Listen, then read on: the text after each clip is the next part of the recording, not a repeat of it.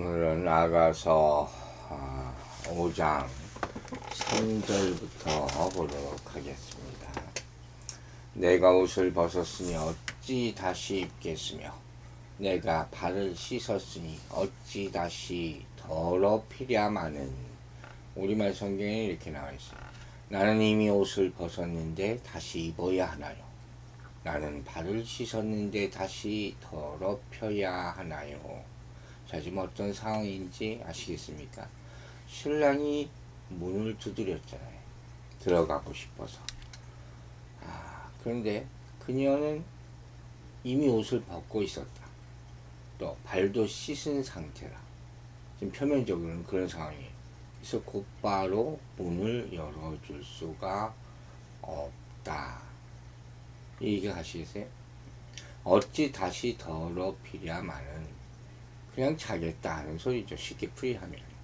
그래서 이렇게 여자가 곧바로 문 열어주기를 주저하고 좀 냉담한, 심지어는 그런 태도로까지 보이는 그런 상황이에요. 일반적으로 보면 사람이 낮에 일할 때는 옷을 입고 주로 발로 걸어다니고 뛰어다니죠. 밤에는 쉴 때는 옷을 벗고 발을 씻고 이제 잘 준비를 하지 않습니까? 그거예요. 신부는 지금 밤이 되어 쉬기 위해서 옷을 벗었고 발까지 씻었다. 비록 사모하는 신랑이 찾아왔으니 이게 문제죠. 일어나서 이제 옷을 입고 맞이하기에는 불편하고 번거롭다. 지금 이 말을 하고 있는 거예요. 신랑 맞을 적절한 시간이 아닙니다. 나는 그렇게 생각합니다. 그래서 문을 열어주기를 주저하는 좀 어처구니 없는 상황이 지금 벌어지고 있는 거예요. 여러분, 이게 뭘 비유하겠습니까? 금방 알 수 있죠. 바로 성도들이 자신의 육신적인 평안이나 그런 안일주의의 게으름에 빠져서 주님이 찾아오셨을 때 맞이하는 것을 주저하는 것을 상징적으로 지금 얘기하는 거예요. 우리는 항상 이 핑계 저 핑계 대잖아요. 육신이 고나고 무능하고 뭐 어쩌고 저쩌고. 항상 주님의 초청에 즉각 응답하지 않고 응답을 미루고 주저하는 그런 상황 얼마나 많습니까? 성경이 부지런하여 게으르지 말고 열심을 품고 주를 섬기라. 로마서 12장에서 말하고 있다는 거예요. 문 열어다오. 신랑이 이렇게 했으면 문을 열어야죠. 물론 당장 처음에 주님을 잘 받아들이지 않아요. 우리 견고한 무늬가 있어요. 다. 그죠? 그러나 어쨌든 구원을 받아들이면서 문을 열게 되었습니다. 이 사실이 얼마나 감사한 일입니다. 거룩을 받아들이면서 또 문을 열게 되는 것이고 또 주님의 사역의 명령까지 받아들이면서 헌신의 문을 열 때가 오는 거예요. 각각 다른 문이 될 수가 있다는 것. 여러분, 그것까지 깨어 있어야 돼요. 우리 안에 많은 문이 있어요. 그냥 예수 믿기로 결심하면 그거 하나로 다 모든 문이 열린 게 아니에요. 가만히 생각해 보세요. 구원의 십자가를 받아들이고 거룩함의 십자가를 받아들이고 또 사역의 십자가까지 우리가 다 받아들여야 돼요. 그리고 우리 옷을 다 벗어야 돼요. 그리고 새 옷을 입어야 되는 거예요. 새 옷을 입을 때마다 또 다른 십자가가 필요하다.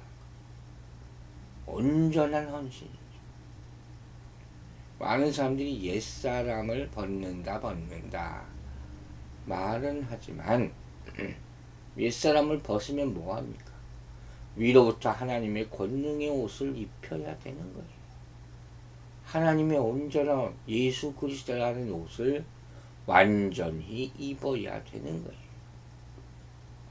옛사람을 벗어날 때 십자가가 필요했죠. 새 사람으로 덧입기 위해서 또 다른 십자가가 필요한 것이다. 이걸 알아야 되죠. 우리가 이제 예수 믿고 눈에 보이는 죄를 저지르는 짓은 더 이상 안 하는 거죠. 근데 이제 의롭게 살아야 되잖아요. 성화의 과정. 여기서 고민이 오는 거예요. 그럼 사람들은 이때부터 죄의 눈을 떠요. 이게 죄의 눈을 뜨고 나면 막 다른 사람을 정죄해요. 다른 사람의 죄만 먼저 보이는 거예요. 약점만 보이는 거예요. 그리고 자기 딴에 막 회개에 대해서 얘기해요. 이때가 더 조심할 때. 다른 사람이 죄를 가지고 있는 것을 보면 아이고 한심하다. 어떻게 저렇게 사나. 이렇게 막 얘기하기 시작해요. 나의 의가 다른 사람을 정죄하는 것. 이게 하나님이 원하셔서 주신 의가 아니죠. 우리는 생명의 성령의 법으로 하는 거예요. 그게 있으면 용서가 되는 것이죠. 우리 문이 아직 다 열리지 않았다 하는 사실을 깨달으시기 바랍니다. 우리 지극히 인간적인 모습으로 우리의 문을 활짝 열려는 신랑의 초대를 거부하는, 오히려 어떤 사람들은 이렇게까지 얘기하죠. 아니 내가 지금 잘 준비하는데 이렇게 막 찾아오면 어떻게 합니까? 이게 이 뭐예요? 자아예요. 자아. 인본주의. 이렇게 살다 보면 나중에 진짜 신랑이 찾아왔을 때 뭐예요? 내가 살고 있는 그런 연락이나 세상에서 누리는 것들이 좋잖아요.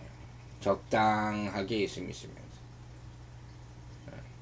그러니까 그 신랑을 거부하게 되는 거예요. 여기까지만 하는 거예요. 갈등을 하는 거죠.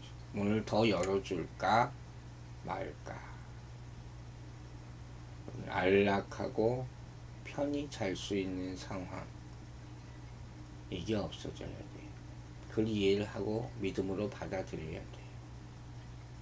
이런 환경만 있으면 우리는 항상 그 환경이 좋아서, 그게 편해서 예수님이 진짜 오셨는데 그때 갈등하게 된다.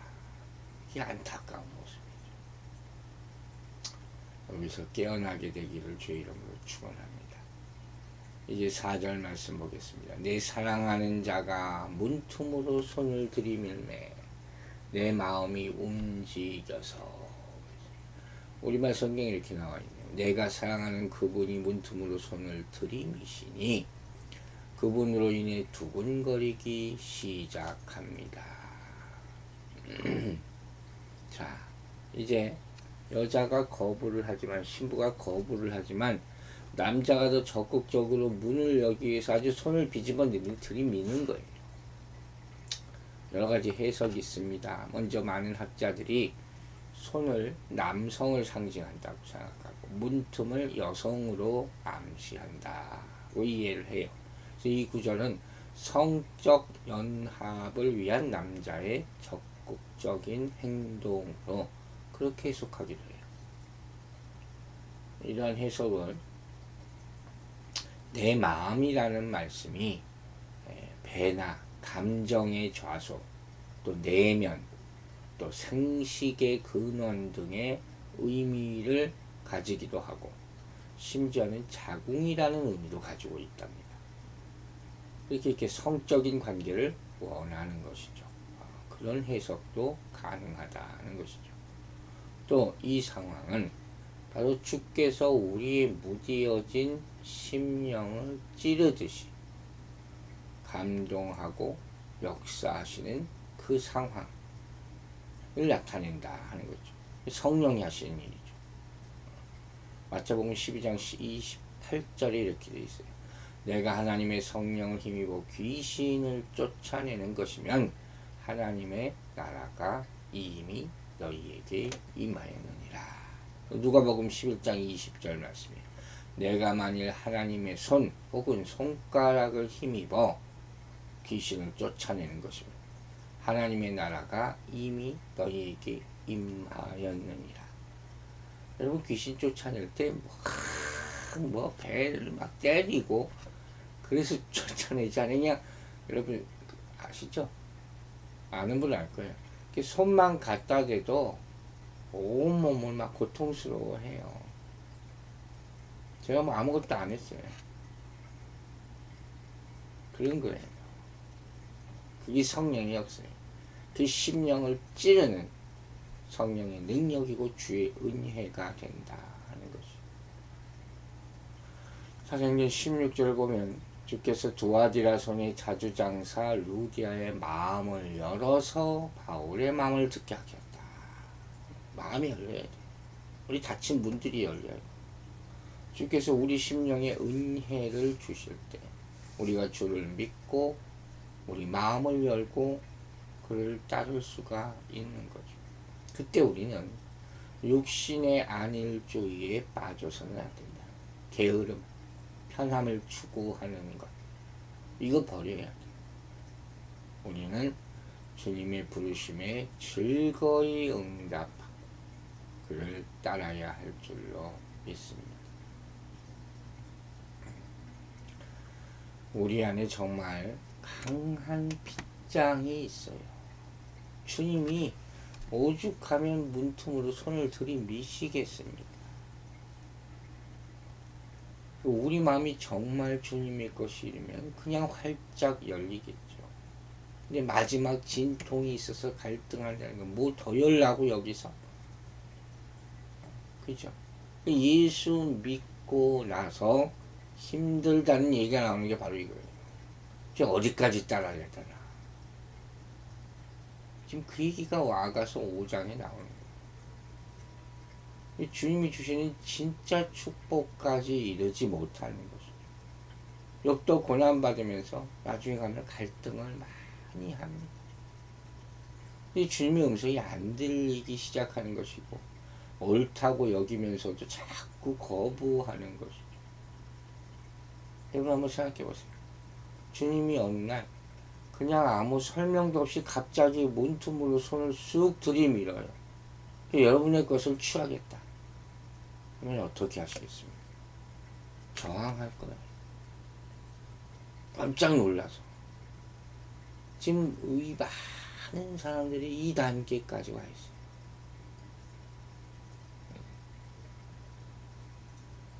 하나님께서 정말 천국의 것을 보여주기 위해서는 하나님 앞에 다 내려놓는 삶이 필요하다. 바울이 다메섹으로 가는 길에서 예수 그리스도의 빛을 보고 거꾸러지잖아요. 그리고 3년 동안 완전히 내려놓는 삶의 체험을 훈련을 받는 거예요. 그래야지 여러분의 새로운 영역으로 열리게 되는 것이죠. 그게 바로 십자가의 고난을 우리가 감당해야 되는 거예요. 그걸 거부하면 안 돼요. 예수 믿고 고난 조금 당하고 이제 보상해 주세요 하는 사람들도 있어요. 그래서 진짜 예수를 영접하지 못하는 거예요.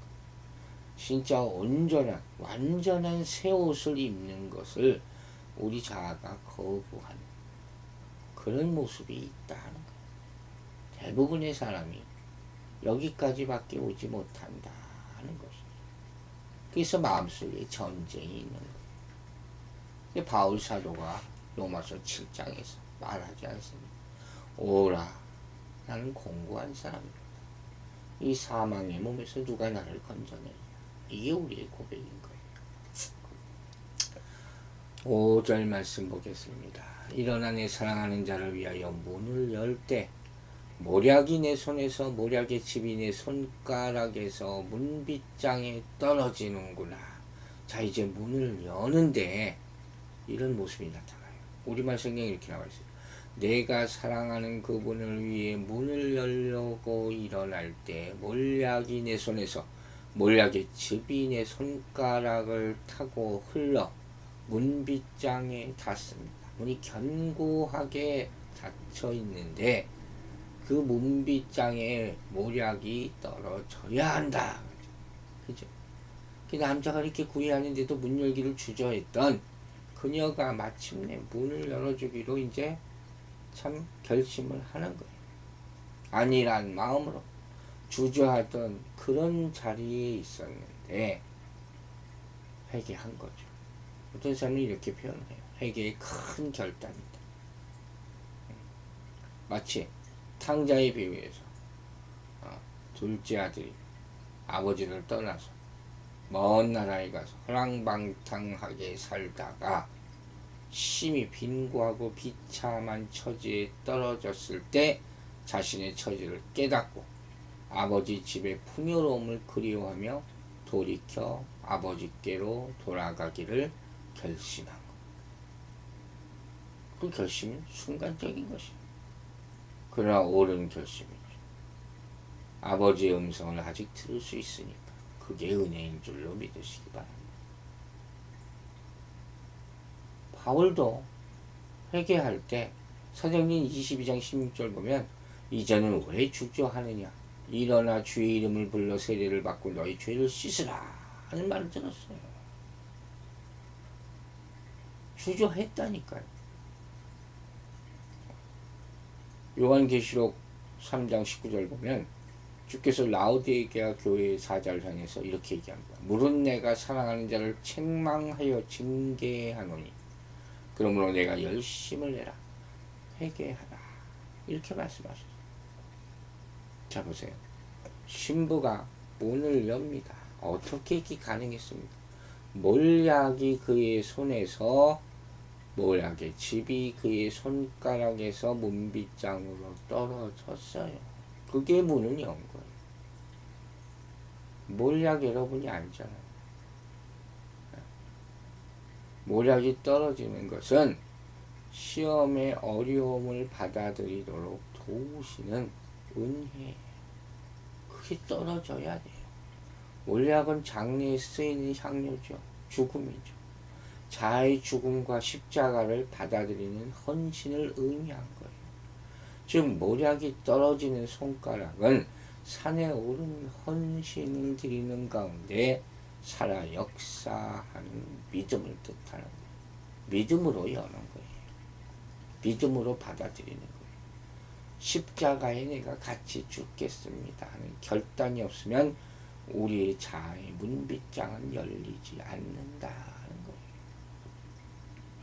그 신부의 손과 손가락에 떨어지는 몰약, 주를 사모하는 성도들의 참된 회개를 가리키는 거예요. 그 손이 내 손이면 문빗장을 안 열지요. 더 단단히 아주 가로막고 있죠. 물론 회개하는 자, 회개하는 사람에게는 심령의 큰 고통을 동반하죠. 하지만 하나님 앞에서는 향기로운 행인 거예요. 이 말씀의 검이 찔릴 때 내 마음이 아프다고 했잖아요. 아픈 것은 우리 안에 있는 죄가 아파하는 거예요. 그걸 토해낼 때 향기가 나기 시작하는 거죠. 회개하지 않는다면 그 악취가 나는 것이고 추한 그 근본이 남아있는 것이고 회개하는 것은 향기로운 것이에요. 그래서 회개는 주를 맡기 위한 성도들의 합당한 마음과 행위라 말하는 것이죠. 하나님이 주시는 것이죠. 성령의 역사는 이루어지는 것이죠.